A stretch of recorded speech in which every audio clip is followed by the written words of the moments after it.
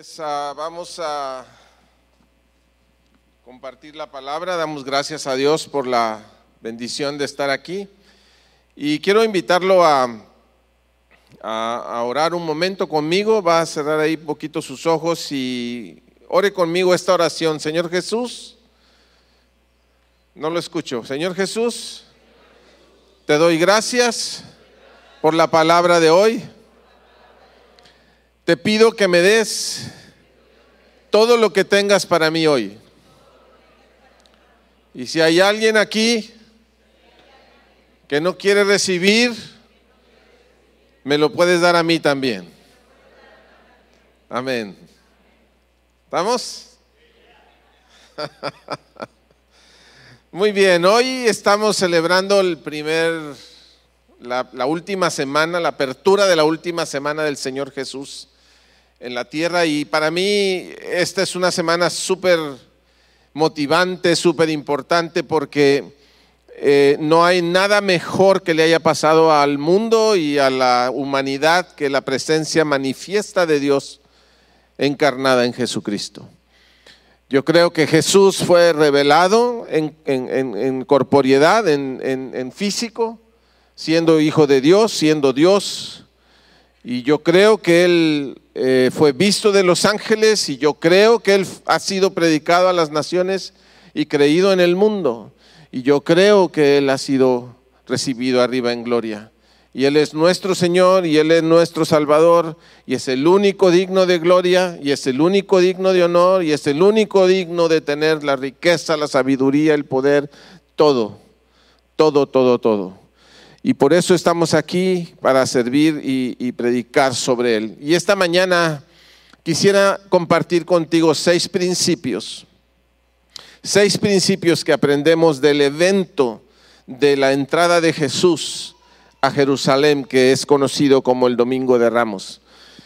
Es conocido como el Domingo de Ramos en las culturas, en algunas culturas, y fundamentalmente culturas católicas, porque las personas pusieron ramas o algunas palmas y también ropas sobre la entrada de Jesús para que el pollino pasara sobre él. En algunos de los profetas menores y en el libro de los Reyes nos aclara que esta era una costumbre del pueblo judío para recibir a un rey que había conquistado una ciudad.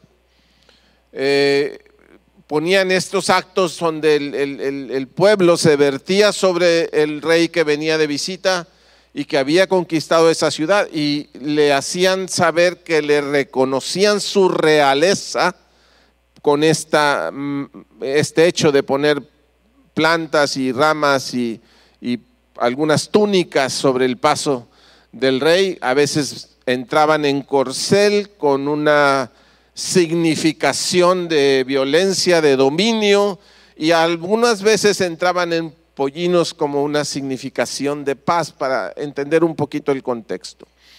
Mateo capítulo 21 dice: mientras Jesús y sus discípulos se acercaban a Jerusalén, llegaron a la ciudad de Betfagé en el monte de los olivos, y Jesús mandó, dice la escritura, a 2 de los discípulos que se adelantaran, y les dijo: vayan a la aldea que está allí, y en cuanto entren verán una burra atada junto a su cría. Desaten los 2 animales y tráiganmelos. Si alguien les pregunta qué está haciendo, simplemente digan: el Señor los necesita, y entonces les permitirá llevárselos de inmediato. Esto ocurrió para que se cumpliera una profecía que decía: dile a la gente en Jerusalén, mira, tu rey viene hacia ti, es humilde y llega montado en un burro, montado en la cría de una burra. Los 2 discípulos hicieron tal como Jesús les había ordenado, y llevaron la burra y la cría, pusieron sus prendas sobre la cría, y Jesús se sentó en este pollino. Y de la multitud presente, la mayoría tendía sus prendas sobre el camino delante de Jesús en la medida que él entraba a la ciudad. Y otros cortaron ramas de los árboles y las extendían en el camino. Jesús estaba en el centro de la procesión, y toda la gente que le rodeaba gritaba: alaben a Dios por el Hijo de David. Bendiciones al que viene en el nombre del Señor. alaben a Dios en el cielo más alto. Y dice el verso 10, toda la ciudad de Jerusalén estaba alborotada a medida que Jesús entraba. ¿Quién es este?, preguntaban. Es decir, todo el pueblo estaba en la fiesta, pero a lo mejor muchos no conocían quién era Jesús. Ahorita les platico por qué. Y las multitudes contestaban, este es Jesús, el profeta de Nazaret de Galilea. Y ahí empieza esta historia, ¿no? Y lo que está sucediendo, lo que nosotros vemos que está sucediendo aquí es la culminación de una serie de eventos. Jesús cumple la ley a la perfección y Jesús da durante su vida manifestaciones que prueban que Él es quien dice ser, el Hijo de Dios manifestado en carne. De manera que, por ejemplo, en el bautismo de Jesús se oye una voz desde el cielo que dice, este es mi Hijo amado en el cual yo tengo complacencia. Es la voz del Padre. ¿Qué está haciendo la voz del Padre? Está abrazando al Hijo, pero también está dejando oír a los testigos que el Dios de los cielos certifica que este es mi Hijo amado. Y luego aparece en otros evangelios que se presentó o se... ¿cómo puedo decir? Se cristalizó, se hizo física la manifestación de la presencia del Espíritu Santo en forma de paloma sobre su cabeza. ¿Y qué es esto? Sino una certificación de la tercera persona de la Trinidad que está diciendo, este es Jesús. Y los milagros que Dios hizo también certificaban en la gente durante su vida, y la gente creía en Jesús por los milagros que había visto. No sé si se acuerdan de este ciego que sana Jesús, que ni siquiera era creyente el ciego, ni siquiera veía a Jesús porque era ciego, y le dice, ve y lávate, va, se lava, y cuando se lava puede ver, pero no supo quién lo sanó. Y los religiosos se le echan encima y le dicen, ¿por qué estás diciendo que Jesús te sanó? Tú dices que es profeta, y el ciego dice, yo no sé quién es, lo único que sé es que yo fui ciego de nacimiento y ahora veo. Y así. Y entonces vamos viendo testimonios de que certifican que Jesús es el Hijo de Dios. Pero en este tiempo, poquito después de que Jesús resucita a Lázaro, otro testimonio de su divinidad, Jesús empieza a hacer morada en Betania y va y viene día y día a Jerusalén. Y de todos los testimonios profetizados sobre Jesús para que pudiéramos identificar que Él era el Hijo de Dios, faltan dos, y Él ya está enfrentando sus últimos días en la tierra. Uno que faltaba era que la gente lo declarara su rey, y es lo que pasa este domingo. La gente se volca sobre Él, animado por las personas que habían testificado en Betania que Él era Jesús al resucitar a Lázaro, y son los que lo animan mientras Jesús ha decidido venir a Jerusalén, y son las que al principio lo rodean, y los ciudadanos de Jerusalén por eso preguntan, ¿quién es este? Este es Jesús el profeta. Y entonces cuando empieza el pueblo a poner las mantas y las ramas a su paso, lo declaran rey y empiezan a aclamarlo como si es alguien que viene a quitarles el dominio de Roma como un rey político, y empiezan a exaltarlo. Pero el otro testimonio que se ha estado gestando y que es el último que falta, es el testimonio de que Jesús verdaderamente era un cordero sin mancha.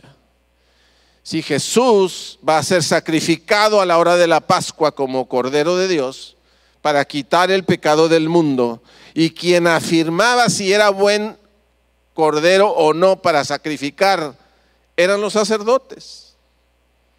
A los sacerdotes les traía cada jefe de familia la oveja que va, el cordero que iba a ser sacrificado, y el sacerdote checaba al animal, que no tuviera defecto alguno, para que pudiera ser presentado. Y lo que ha estado sucediendo estos días antes es que Jesús va y viene de Betania a Jerusalén y se enfrenta a los sacerdotes en todos los temas posibles. Y la Biblia dice que los sacerdotes decían, no hemos hallado ninguna forma de agarrar a este hombre en un error. ¿Qué está pasando? Que ellos están certificando que este cordero es perfecto para el sacrificio. Sacrificio que habría de suceder a la hora de su crucifixión. Cuando Jesús empieza a ser sacrificado, era la hora del inicio del sacrificio de todos los demás corderos. Cuando Él entrega el Espíritu, de ahí para adelante no se necesita ningún cordero más, porque Él ha sido sacrificado para perdón de pecados de toda la humanidad, en el pasado, en el presente, en el futuro, una sola vez y para siempre, dice Hebreos. Entonces, eso es lo interesante de lo que está pasando aquí.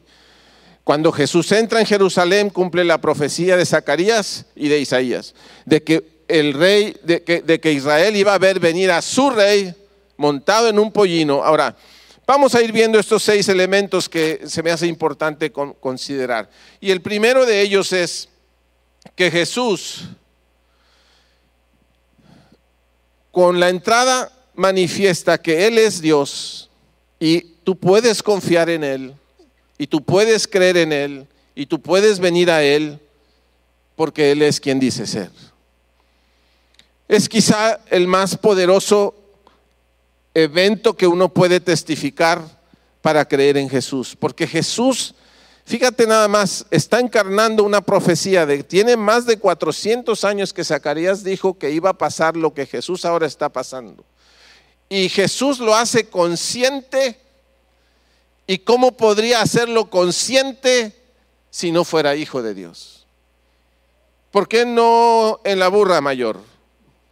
¿O por qué no en un caballo? ¿O por qué no ¿O por qué en un pollino como está profetizado años antes? Porque es el hijo de Dios. Porque está cumpliendo la ley. Porque Él vivió sin pecado cumpliendo cada detalle de la ley. Jesús es quien dice ser. Y yo quiero decirte esta mañana que puedes venir a Jesús. Y yo quiero decirte esta mañana que puedes confiar en Jesús. Y yo quiero decirte esta mañana que puedes creer a Jesús. Jesús es Dios manifestado en carne. Y fíjate me adoro cómo Dios diseña las cosas, porque no dejan lugar a duda. Es chocante ver a Jesús entrar en un pollino, siendo el rey de todo lo que ha sido creado. Pero tiene un mensaje. Él va en un pollino porque está declarando que es una hora de un nuevo pacto. Tú no puedes esperar, a los judíos choca porque no puedes esperar que este Dios que ellos conocieron durante el Sinaí, con justicia, con severidad, con castigo, ahora venga en un pollino, cumpliendo también lo que se dijo sobre Él: principado sobre sus hombros, llamarás a su nombre, consejero, Dios fuerte, Padre eterno. ¿Y qué? ¿Príncipe de qué? ¿De qué paz está hablando? Parece decir Dios en la vida de Jesús: humanidad, está bien. Está bien, no puedes cumplir la ley, has intentado todas las rutas posibles como humanidad para administrar mi creación y no vas muy bien, pero hay paz con Dios. Es lo que Jesús dice al entrar como pollino. Ya no hierres más, ya no busques otra forma, otro modelo, porque financieramente tenemos quebrado al planeta. Ecológicamente hemos desaparecido más especies en los últimos 10 años que en toda la historia de la humanidad. Espiritualmente estamos más hundidos en tinieblas que nunca antes, y está profetizado que así será en Isaías, porque tinieblas van a cubrir la tierra, pero sobre la iglesia será vista su gloria, es lo que está escrito. Y dice: las naciones vendrán a ti para pedirte consejo de qué pueden hacer de lo perdido que van a estar. Y aquí está Jesús entrando con un pollino diciendo, en lugar de entrar con un corcel, vamos a un nuevo pacto, un pacto de gracia, un pacto donde tú te puedes acercar confiadamente al trono de la gracia para hallar gracia y oportuno socorro a tus necesidades. Ese es el primer evento que a mí me llama la atención. Y obviamente a la hora de que el pueblo declara que es rey de los judíos y que le declara con las palmas y los mantos que este es el que están esperando, pues declara también el cumplimiento de que Dios puede hacer todo lo que dice que puede hacer por ti y por nosotros y por la creación. Ahora, uno debe creer con intención. Jesús no hace esto y le atina a la profecía. Jesús ejecuta la profecía. Y con esto quiero decirte que uno cree con intención. Uno debe alabar con intención. Uno debe adorar con intención. Uno debe vivir con intención. Jesús mismo dice en otro pasaje: cuando yo sea sacrificado y me entierren, seré levantado al tercer día y atraeré a todos a mí. Es decir, hay una intención de Jesús en el cumplimiento, consciente. Y nosotros tenemos que vivir con esa conciencia de que Jesús es el Hijo de Dios. Es quien dijo ser, es quien dice ser. Es el que era, el que es, el que ha de venir. Él es el Rey de Reyes, Él es el Señor de Señores. No hay nada que se escape de su mano. Y en eso tú puedes confiar y yo puedo confiar. El segundo cosa que me llama la atención es lo que el pueblo grita. Dice la Biblia ahí que grita, hay otra versión que dice que gritan Hosana, Hosana al Hijo de David. Hosana es una palabra que significa sálvame ahora. Y el pueblo la grita esperando que este Jesús tome gobierno político de Israel y se quite a Roma de encima. Pero este Hosana es interesante porque el grito de sálvame, ¿a quién se lo haces tú? Cuando necesitas que alguien te salve de una situación crítica, ¿a quién le gritas que te salve? ¿Te has puesto a pensar? Porque el pueblo le está gritando a Jesús: sálvanos ahora. ¿Le vas a gritar a alguien que no te puede ayudar? Si te estás ahogando con alguien, ¿le dices a ese alguien, ayúdame? Entonces el grito del pueblo es porque reconocen que Jesús tiene autoridad y tiene poder. Y sabe ejecutar ese poder y sabe ejecutar esa autoridad. Lo han visto en los ciegos viendo, en los cojos andando, en la palabra que les da alimento a sus corazones, que dice la Biblia, se maravillaban de sus enseñanzas, etc.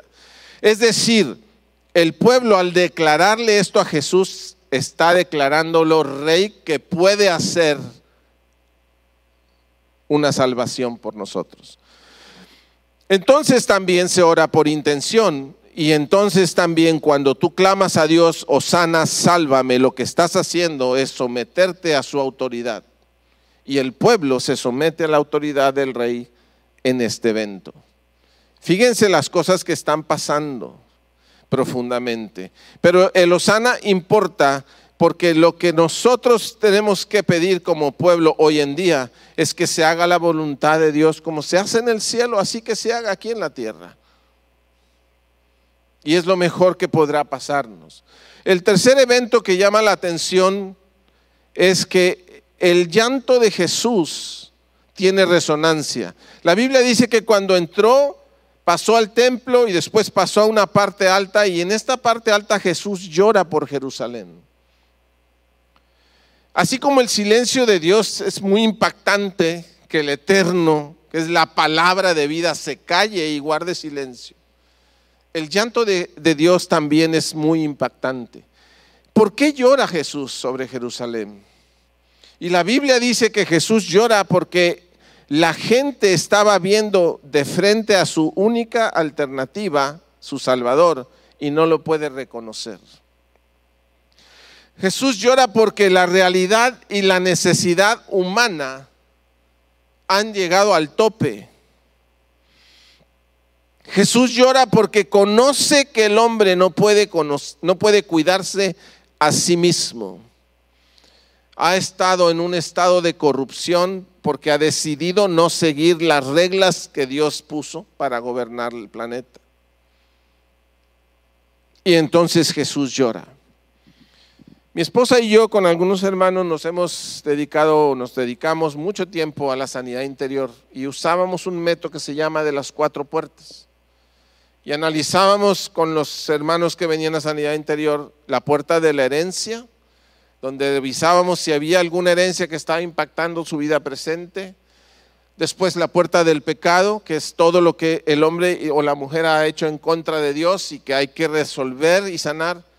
Nos pasábamos a la puerta del ocultismo, donde cerrábamos todas las puertas que se han abierto de línea directa con o sin voluntad de la persona. Pero la cuarta puerta es la puerta de las heridas. Y sabe una cosa, era la puerta más difícil de sanar, la más compleja, la que más raíces echa, y en esas raíces el maligno toma control de la vida humana. Y las heridas principales que nosotros lidiamos como seres humanos, una es el abandono, es la sensación de abandono. 2 es la sensación de haber sido traicionados. 3, la sensación de injusticia, de que no tienes reconocimiento por quien eres y por lo que tú haces. 3 es el miedo, es la herida del miedo. ¿Recuerdan qué dice Adán? Tuve miedo y me escondí de ti. Oí que venías por el bosque, por el lugar, y tuve miedo y me escondí. Y las heridas del rechazo. Y con esta entrada de Jesús, donde Jesús está llorando, es interesante cómo Jesús entiende que esta herida de sentirte abandonado lo que destruye es tu sentido de pertenencia a Dios. Y el rechazo destruye tu identidad como hijo de Dios. Y la traición no te deja ser auténtico porque estás temiendo la calificación de otro ser humano, el juicio de otro ser humano sobre ti. Y la injusticia y el no reconocimiento destruyen tu propósito. Y el miedo destruye tu significancia, tu anhelo de trascender, de hacer cosas trascendentes. Pero déjame decirte algo, cuando Jesús entra aquí, como Rey, como Señor, en un pollino, lo que está declarando es que Él ahora te trae paz con Dios para que resuelvas tu falta de identidad, tu frágil pertenencia, tu falta de autenticidad, tu quebrado propósito o tu significancia. Cuando Jesús entra en un pollino y trae paz con Dios, está diciendo todo lo demás. ¿Qué dice? Todas las cosas viejas pasaron y pueden ser hechas nuevas con Jesús. Por eso el llanto del Eterno tiene resonancia. Él llora porque Él trae la respuesta y la gente no quiere verlo. Un día estaba comiendo con unos doctores y un psiquiatra que estaba ahí dice, no, si el maestro de Galilea tenía razón en lo que plantea, desgraciadamente nunca dijo cómo podíamos hacerlo. Yo levanto mi dedo ahí en la comida y le digo, bueno, vamos a aclarar una cosa.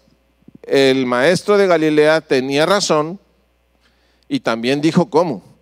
Que no nos guste cómo, el cómo de Jesús es otro rollo, pero sí dijo cómo.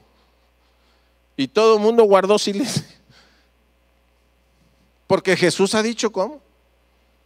Si tú estás cansado, ven, yo te haré descansar. Tú has pecado, ven, no me acordaré de tus pecados. Estás enfermo, ven, en mí hay sanidad. Tienes dolores o heridas emocionales, ven, porque yo puedo sanar el alma. Y así. Entonces en Jesús nosotros tenemos esta libertad de vivir con una intención de ser sanados en Él. De ser sanados en Él. La cuarta cosa, el cuarto principio que yo veo aquí es que el reino de Jesús no es un reino humano, es un reino eterno. todo el pueblo está pidiendo que les quiten a Roma de encima. Y Jesús está viniendo y está diciendo, mira, mi reino es mucho más grande que Roma, mucho más grande que Israel, mucho más grande que el mundo.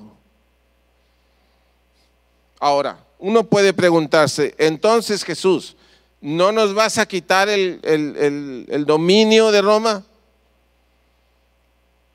Y Jesús responde, te voy a quitar el dominio del pecado.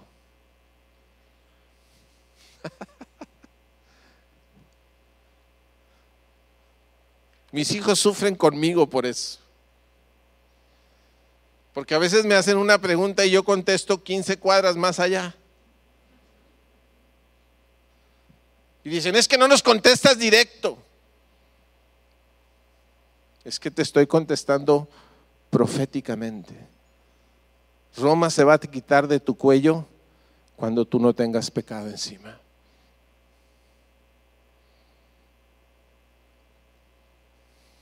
¿Entiende lo que estoy hablando? ¿Me estoy pudiendo explicar? Si el reino de Dios es más grande que el reino de Roma, y lo que Dios te ofrece es el reino de los cielos y la vida eterna, todo lo demás va a caer en su sitio, donde el Eterno lo puso desde el principio. Y Jesús puede hacer esa pregunta. Yo soy Dios de toda carne, ¿habrá algo difícil para mí? Déjame decirte algo, amigo querido, querida hermana, querido hermano. No hay nada imposible para Dios. Cero. Nada. Para nosotros ver una sanidad física es guau. Pero Dios es espíritu. O sea, lo que menos le preocupa es la carne. Esa la puede sanar y restaurar N veces si tú quieres. Pero Jesús te está respondiendo de otra forma. Para que abrazando la otra forma, en cadena, se corrige lo demás.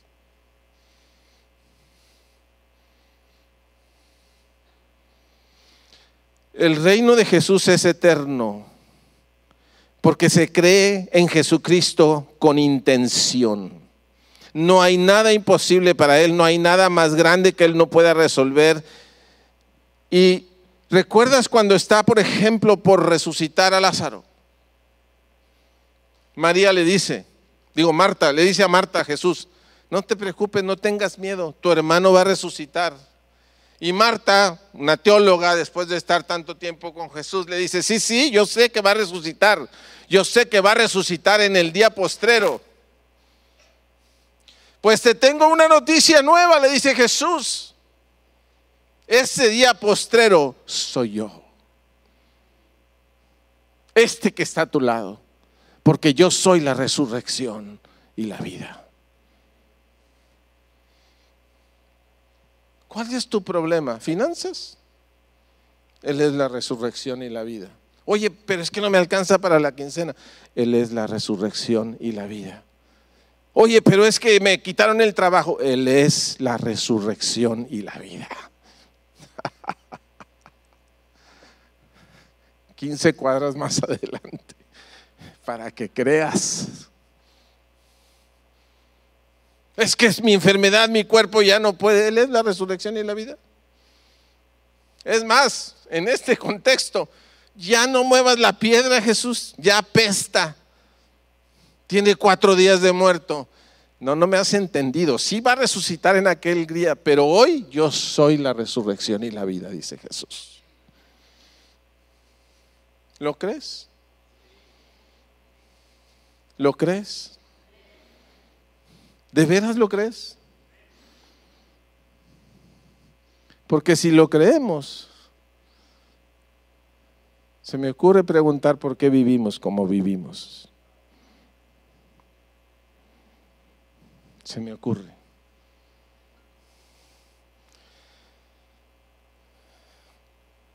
El reino de Dios es eterno y es mucho más allá, aunque también incluye el reino físico. Y vemos las sanidades y vemos cómo Dios endereza nuestras finanzas, pero se cree con intención. de hacer que este rey que entra en esta puerta de Jerusalén sea mi rey y mande en mi vida para que se reproduzca su reino, que no es de este mundo. El punto que sigue, el 5. Mantenerte enfocado empodera tu vida.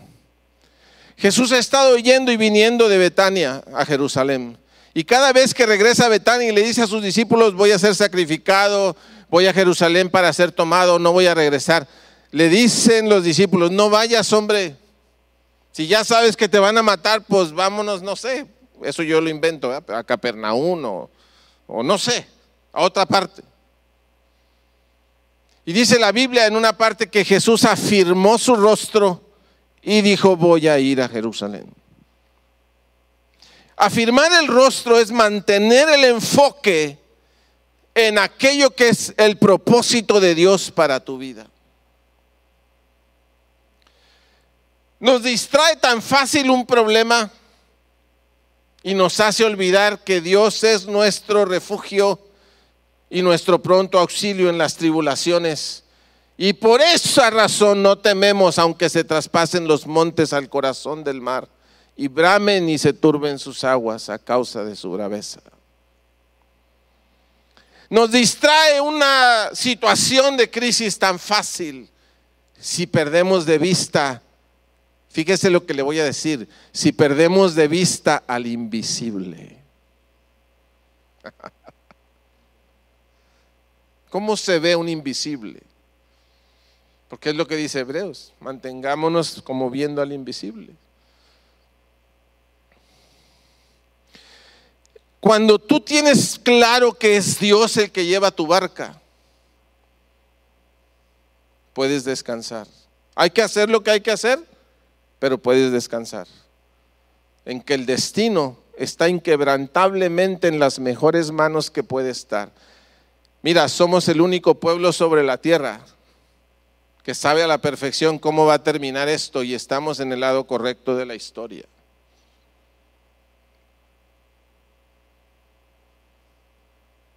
Un buen amén hubiera sido súper padre para usted en esto que acabo de decir. Somos el único pueblo sobre la tierra cuyo destino está sellado con victoria por en quien hemos creído. Está mejor. La mente enfocada te da una visión clara. Nos ayuda a entender que estamos en una situación de tránsito. La Biblia dice que las cosas físicas son sombra de cosas, verdades más altas, más espirituales. Y la Biblia dice que mientras el mundo exista va a haber primavera, verano, otoño y invierno. ¿Lo recuerda? Estas estaciones, dice la Biblia, van a estar mientras la tierra esté. Y nuestra vida así camina en ciclos. Estamos en un ciclo de milagros, de repente todo fluye bien, somos los creyentes más creyentes del mundo, somos los humildes más humildes del mundo. Porque todo está fluyendo, pero tu tiempo de milagro, que es el que representa la primavera, de florecimiento, no se va a quedar ahí permanentemente en tu vida. Vas a empezar a pasar a una fase que se llama la fase de mensajes, donde todo ese florecimiento te está dando mensajes que tú tienes que aprender y aplicar, porque te van a ayudar para la siguiente fase del ciclo, que es el otoño. Y el otoño es un momento de transformación. ¿No te has fijado cómo se transforma la naturaleza? Las hojas empiezan a caer, empiezan a anunciar que algo se va a morir, porque el invierno es un momento de muerte. Y así estamos en los ciclos de la vida. De repente andamos súper eufóricos porque todo fluye. De repente empieza a haber detallitos donde dices, ah caray, ¿esto qué querrá decir? Ah caray, ¿este es tu verano? Y empiezas el otoño y empiezas a ver que tus hojas se caen y empiezas a estar inquieto. Y entras en el invierno y es un momento donde todo está frío, donde todo está oscuro, Pero sabes una cosa, en el pueblo que sigue a Cristo, el invierno no es muerte permanente. Solamente debe morir aquello que estorba para que Dios te saque a una nueva primavera más alta.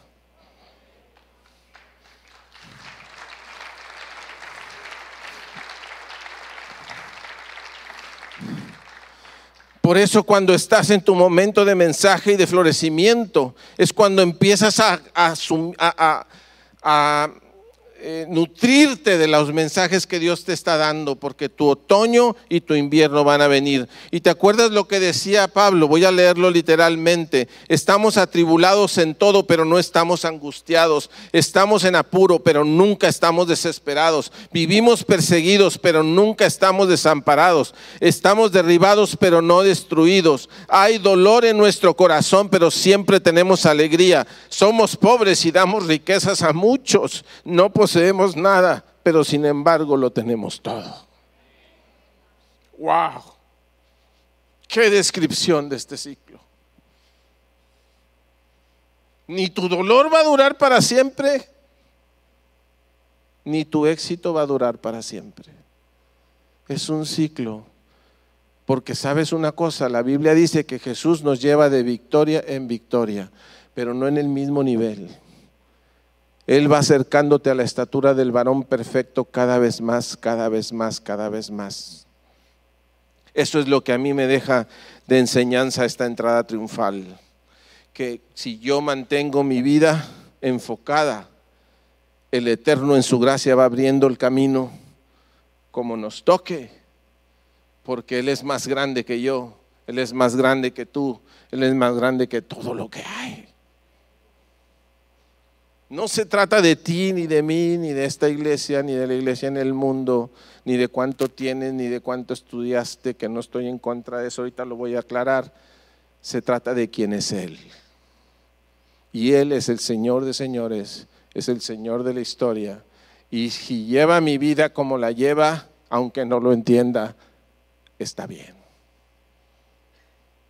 Porque Jesús está hasta en lo que no entiendo. ¿Me comprende?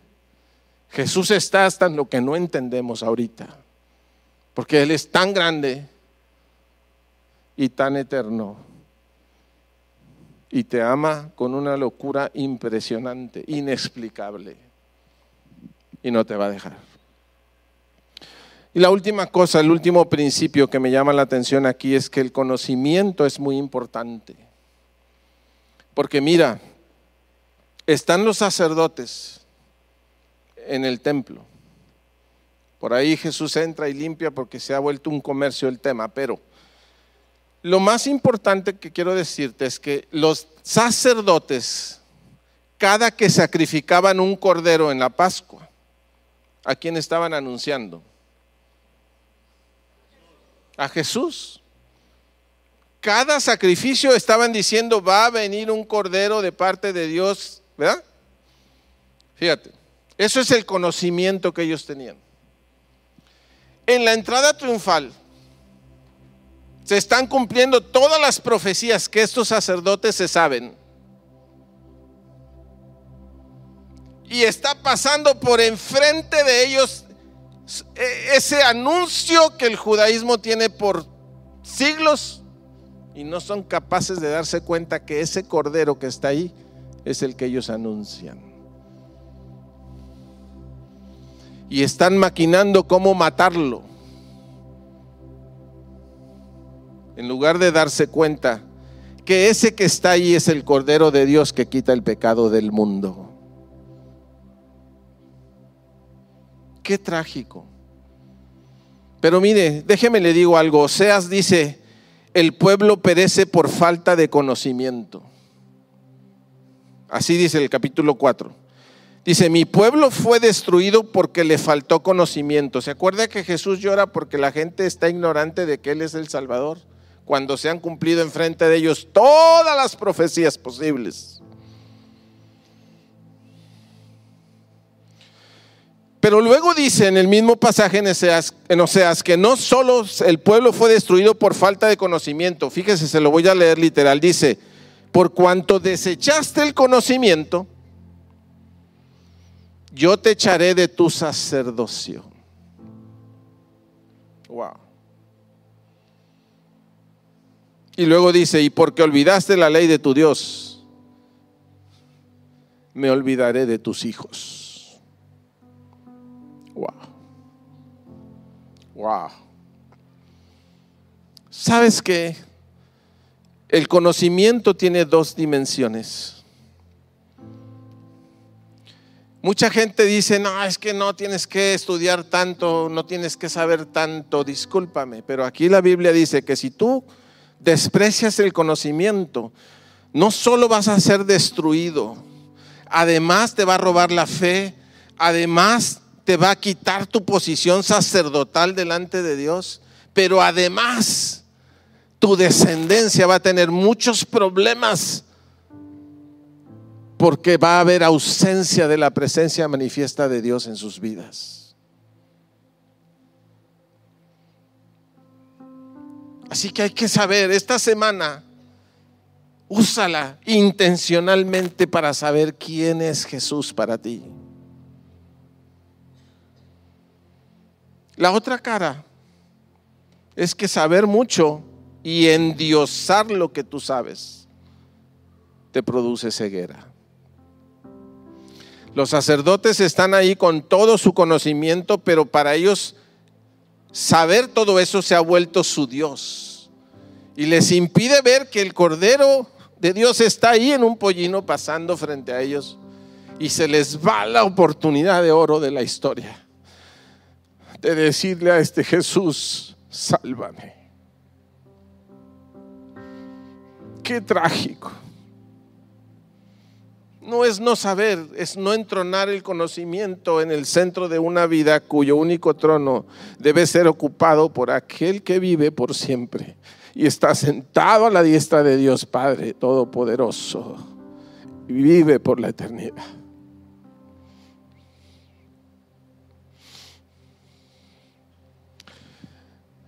Hoy, si este mensaje es para ti, te pido que no vayas a dejar que pase de largo este Jesús. No dejes que lo que ya sabes de Dios te impida descubrir más de Dios, porque Dios no se agota en lo que tú sabes de Él. Dios es mucho más de lo que tú sabes de Él. Es más, esto fue dejado para testimonio de nosotros, pero Dios no se agota aquí. Dice Juan que si se escribiera lo que ellos pudieron ver, no cabrían los libros en el mundo. Y eso es lo que ellos pudieron ver.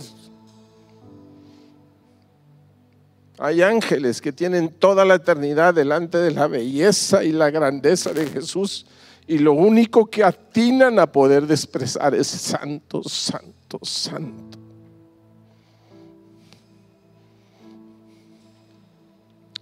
Esta semana vive con intención de celebrar que este Jesús fue manifestado en carne, fue visto de los ángeles, ha sido predicado en las naciones y ha sido creído en el mundo y recibido arriba en gloria. En tu vida y en la de los que te rodean. ¿Cuántos dicen amén a eso?